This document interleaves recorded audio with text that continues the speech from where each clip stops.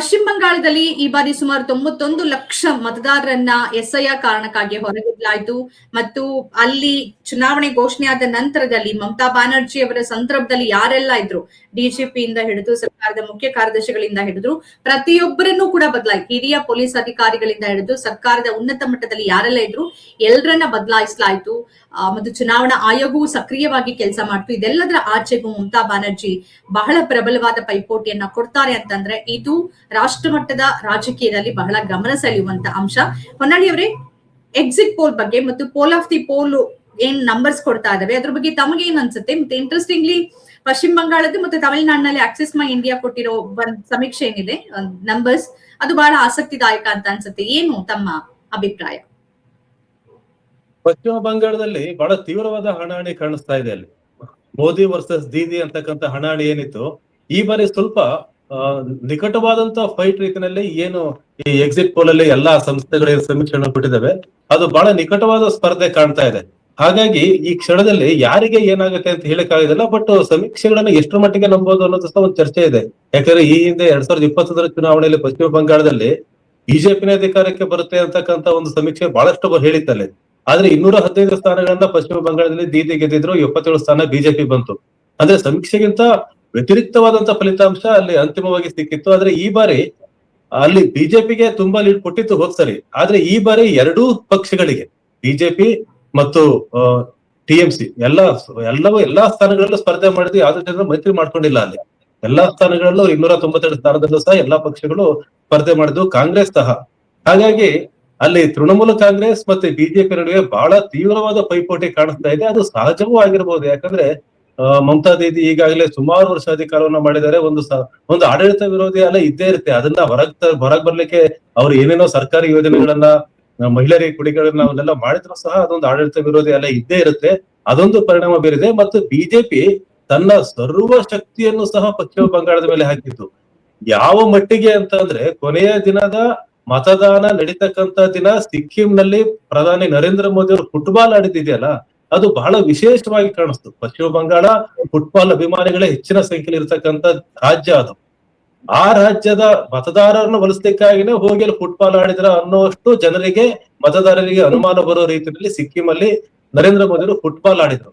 ಎಲ್ಲಾ ರೀತಿಯಾದಂತ ತಂತ್ರಗಳನ್ನ, ಎಲ್ಲಾ ರೀತಿಯಾದಂತ ಶಕ್ತಿಗಳನ್ನ, ಅದರಲ್ಲೂ ಕೇಂದ್ರೀಯ ಭದ್ರತಾ ಪಡೆಗಳು ದೊಡ್ಡ ಸಂಖ್ಯೆಯಲ್ಲಿ ನಿಯೋಜನೆ ಮಾಡಿದ್ದು, ಮತ್ತೆ ಅವರು ಅಲ್ಲಿ ಮತದಾರರನ್ನ ಮತ್ತೆ ಬೇರೆಯವ್ರನ್ನ ಏನಲ್ಲಿ ಸಮಸ್ಯೆ ಇದೆ ಅಥವಾ ಏನ್ ಭದ್ರತೆ ಇದೆ ಅದನ್ನ ಜಾರಿ ಮಾಡ್ಲಿಕ್ಕಾಗಿ ಯಾವ ರೀತಿಯ ಕ್ರಮಗಳನ್ನು ತೆಗೆದುಕೊಂಡ್ರು ಅನ್ನೋದನ್ನ ಎಷ್ಟೋ ವಿಡಿಯೋಗಳು ವೈರಲ್ ಆಗಿದೆ.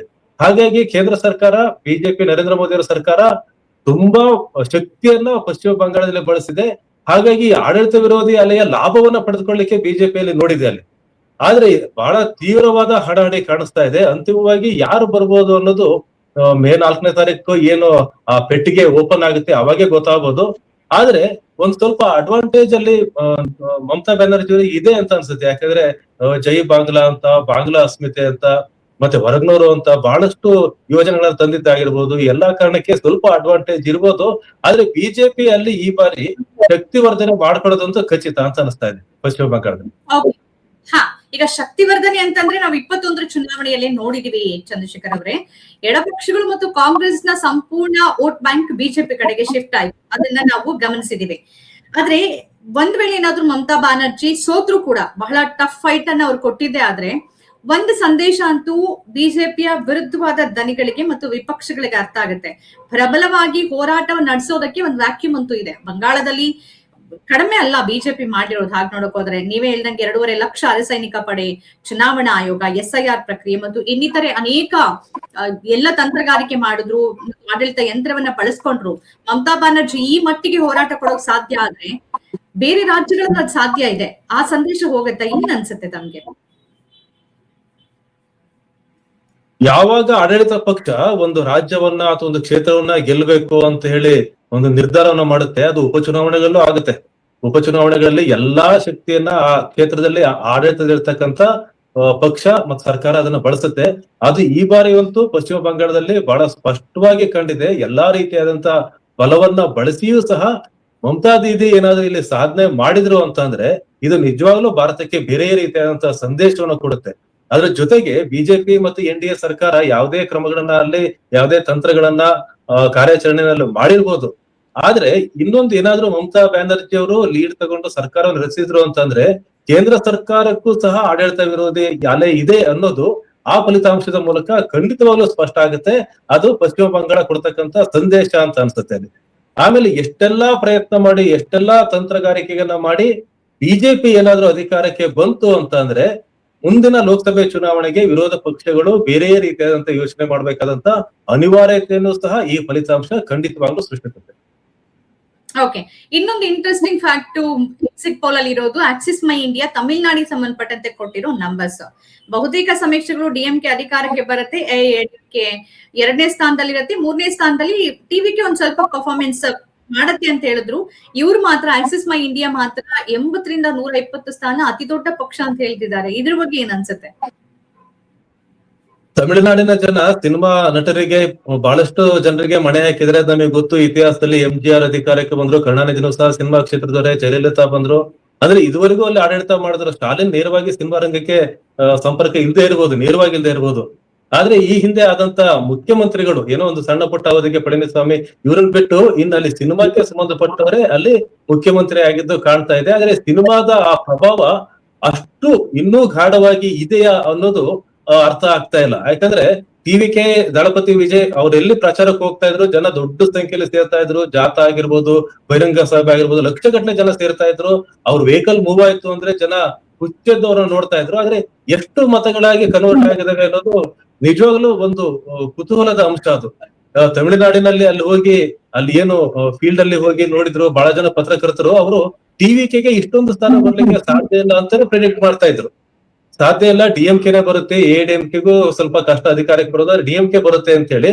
ಆದ್ರೆ ಆಕ್ಸಿಸ್ ಮೈ ಇಂಡಿಯಾ ಹೇಳ್ತಾ ಇರೋದು ಸರಿಸುಮಾರು ಈ ಯಾರಿಗೂ ಬಹುಮತ ಬರೋದಿಲ್ಲ ಅಂತಕ್ಕಂತ ಒಂದು ಪ್ರಿಡಿಕ್ಷನ್ ಅನ್ನ ಆಕ್ಸಿಸ್ ಮೈ ಇಂಡಿಯಾ ಕೊಟ್ಟಿದೆ.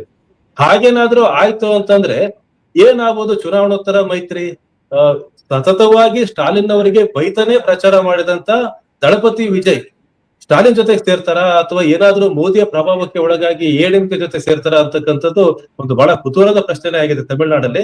ಆದ್ರೆ ಆಕ್ಸಿಸ್ ಮೈ ಇಂಡಿಯಾ ಪ್ರಿಡಿಕ್ಷನ್ ಅನ್ನೇ ಒಪ್ಕೋಬೇಕು ಅಂತ ಅಂದ್ರೆ ಅಲ್ಲಿ ಒಂದು ಹಂಗ್ ಸರ್ಕಾರ, ಅತಂತ್ರ ಸರ್ಕಾರ ಬರುವ ಸಾಧ್ಯತೆ ಇದೆ.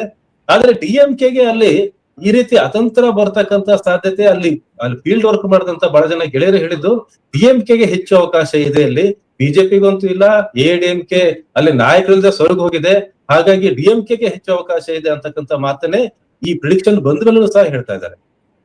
ಓಕೆ, ನನ್ಗನ್ಸುತ್ತೆ ಅಲ್ಲಿ ಏನಾದ್ರೂ ಹಂಗ್ ಅಸೆಂಬ್ಲಿ ಆಕ್ಸಿಸ್ ಮೈ ಇಂಡಿಯಾ ತರತ್ತೆ ಆದ್ರೆ ಅದರ ಪೂರ್ಣ ಬಿಜೆಪಿನೇ ಪಡ್ಕೊಳ್ಳುತ್ತೆ ಅಂತ ಅನ್ಸುತ್ತೆ. ಯಾಕೆಂದ್ರೆ ವಿಜಯ್ ಅವರ ಕೆಲವು ನಡೆ, ಅವರ ವೋಟ್ ಬ್ಯಾಂಕ್ ಏನಿದೆ ಅವರೆಲ್ಲರೂ ಸ್ವಲ್ಪ ಬಿಜೆಪಿ ಕಡೆಗೆ ಇರೋದ್ರಿಂದ ಅದು ನೇರವಾಗಿ ಅಧಿಕಾರವನ್ನ ನಡೆಸೋಕಾಗದೇ ಇರ್ಬೋದು. ಆದ್ರೆ ಈ ತರದಲ್ಲಿ ಸಾಧ್ಯ ಇದೆ ಅಂತ ನನ್ಗೆ ಅನ್ಸುತ್ತೆ ಹೊನ್ನಾಳಿ ಅವರೇ.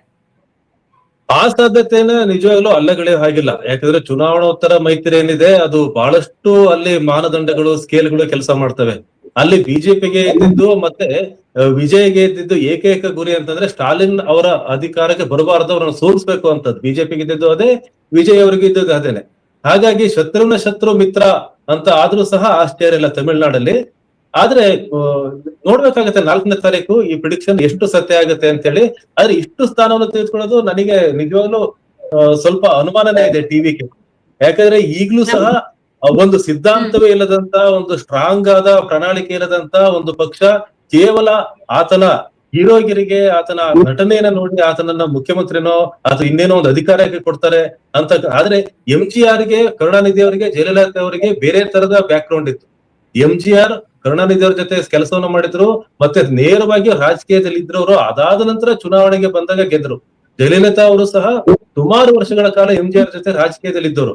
ಇವರು ದಿಢೀರ್ ಅಂತ ರಾಜಕೀಯಕ್ಕೆ ಬಂದಿದ್ದಾರೆ. ಅವರಿಗೆ ಸಿನಿಮಾ ವರ್ಚಸ್ಸಿನ ಜೊತೆಗೆ ಬೇರೆಯೇ ಆದಂತ ಒಂದು ರಾಜಕೀಯವಾದಂತ ಬಲ ಇತ್ತು.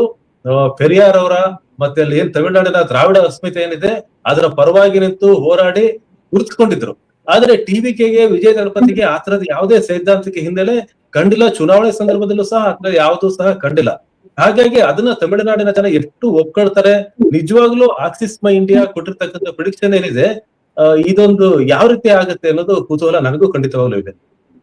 ಓಕೆ, ಇನ್ನೊಂದು ಬಹಳ ಇಂಟ್ರೆಸ್ಟಿಂಗ್ ಏನು ಅಂತಂದ್ರೆ 10 ವರ್ಷಗಳ ಆಡಳಿತ, ಒಂದು ಪಕ್ಷ ಆಡಳಿತದಿಂದ ಹೊರಗಿದ್ದು ಇನ್ನೊಂದು ಪಕ್ಷ ಆಡಳಿತದಲ್ಲಿ ಇದ್ದು ಮತ್ತು ಎಡಪಕ್ಷ ಕಮ್ಯುನಿಸ್ಟ್ಗಳಿಗೆ ಕೊನೆ ಒಂದು ನೆಲೆ ಆಗಿರುವ ಕೇರಳವನ್ನ ಈ ಬಾರಿ ಕಳ್ಕೊಂಡ್ರೆ ಪಕ್ಷ ಯಾವ ಕಡೆ ಹೋಗತ್ತೆ, ಮತ್ತೆ ಸಮೀಕ್ಷೆಗಳು ಸಂಪೂರ್ಣವಾಗಿ ಅಧಿಕಾರ ಕಳ್ಕೊಂಡು ಕಾಂಗ್ರೆಸ್ ನೇತೃತ್ವದ UDF ಅಧಿಕಾರಕ್ಕೆ ಅಂತ ಹೇಳ್ತಿದ್ದಾವೆ.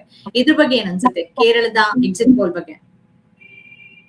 ಅಲ್ಲಿ UDF ಬಗ್ಗೆ ನನಗನ್ಸೋದು, ವಯನಾಡು ಕ್ಷೇತ್ರದಲ್ಲಿ ರಾಹುಲ್ ಗಾಂಧಿ ಗೆದ್ರು, ಒಂದು ಅವಧಿ ಪೂರ್ತಿಯಲ್ಲಿದ್ರು, ಕೇರಳದಲ್ಲಿ ಸಾಕಷ್ಟು ಓಡಾಟವನ್ನ ಮಾಡಿದ್ರು, ಭಾರತ್ ಜೋಡೋ ಯಾತ್ರೆನೂ ಮಾಡಿದ್ರು, ಎಲ್ಲದೂ ಮಾಡಿದ್ರು. ಆದ್ರೆ 2ನೇ ಬಾರಿ ಚುನಾವಣೆಯಲ್ಲಿ ವಯನಾಡಿನಲ್ಲಿ ಸ್ಪರ್ಧೆ ಮಾಡಿದಾಗ 2 ಕ್ಷೇತ್ರದಲ್ಲಿ ಗೆದ್ದಂತ ರಾಹುಲ್ ಗಾಂಧಿ ಅವರು ಅಲ್ಲಿ ಪ್ರಿಯಾಂಕಾ ಗಾಂಧಿ ಅವರನ್ನ ವಯನಾಡು ಕ್ಷೇತ್ರಕ್ಕೆ ನಿಲ್ಲಿಸಿದ್ರು. ಕಾಂಗ್ರೆಸ್ಸಿಗೆ ಅಲ್ಲಿ ಸ್ವಲ್ಪ ಪುನಶ್ಚೇತನ ಆಗ್ಲಿಕ್ಕೆ ರಾಹುಲ್ ಗಾಂಧಿ ಮತ್ತೆ ಪ್ರಿಯಾಂಕಾ ಗಾಂಧಿ ಅಲ್ಲಿ ಹೋಗಿ ಎಲೆಕ್ಷನ್ ನಿಂತು ಗೆದ್ದಿದ್ದು ಮಾತ್ರ ಅಲ್ಲದೇನೆ ಕೇರಳದ ಜೊತೆಗೆ ಒಂದ್ ಸ್ವಲ್ಪ ನಿಕಟವಾದ ಸಂಬಂಧವನ್ನ ವೃದ್ಧಿ ಮಾಡ್ಕೊಂಡಿದ್ದು ಸಹ ಈ UDF ಗೆ ಒಂದ್ ಸ್ವಲ್ಪ ಬೂಸ್ಟ್ ಕೊಡ್ತಾ ಅಂತ ಅನಿಸ್ತಾ ಇದೆ. ಆಮೇಲೆ 2 ಅವಧಿ ಮುಖ್ಯಮಂತ್ರಿ ಆಗಿದ್ದಾರೆ ಪಿಣರಾಯಿ ವಿಜಯನ್. ಅವ್ರ ವಿರುದ್ಧನೂ ಸಹ ಬಿಜೆಪಿ ಬಹಳಷ್ಟು ಆರೋಪಗಳನ್ನ ಹೊರಿಸ್ತು.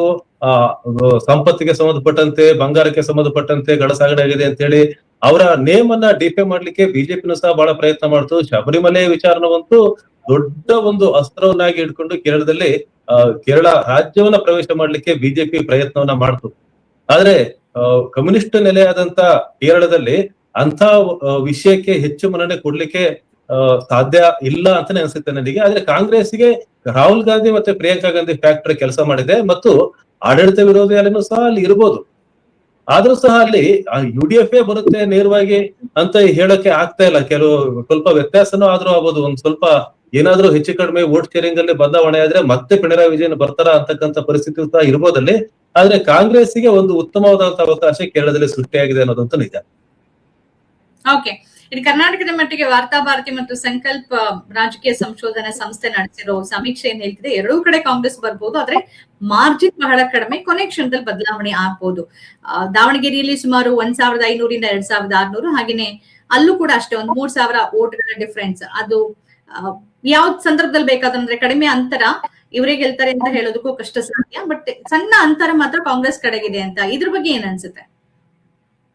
ಆಡಳಿತ ಪಕ್ಷ ಕಾಂಗ್ರೆಸ್ ಇರೋದ್ರಿಂದ 2 ಕ್ಷೇತ್ರಗಳಲ್ಲಿ ಅದೊಂದು ಪಾಸಿಟಿವ್ ಆದಂತ ಅಂಶ ಯಾವಾಗ್ಲೂ ಇದ್ದೇ ಇದೆ. ಆದ್ರೆ ದಾವಣಗೆರೆಯಲ್ಲಿ ಆದಂತ ಚುನಾವಣಾ ಸಂದರ್ಭದಲ್ಲಿ ನಡೆದಂತ ವಿದ್ಯಮಾನಗಳೇನಿದೆ ಒಂದ್ ಸ್ವಲ್ಪ ಬೇರೆ ತರದೇ ವಾತಾವರಣನಲ್ಲಿ ಸೃಷ್ಟಿ ಮಾಡಿದ್ದು ಹೌದು. ಬಹಳಷ್ಟು ಜನ ಮುಸ್ಲಿಂ ನಾಯಕರು ಪ್ರಚಾರಕ್ಕೆ ಹೋಗದಿರೋದಾಗಿರ್ಬೋದು, ಕೊನೆಯ ಸಂದರ್ಭದಲ್ಲಿ ಏನೋ ಒಂದು ಸಂಧಾನ ಮಾಡ್ಲಿಕ್ಕೆ ಹೋಗಿ ಅದು ಜನರ ಮೇಲೆ ಬೇರೆ ಪರಿಣಾಮ ಬೀರಿದ್ದು.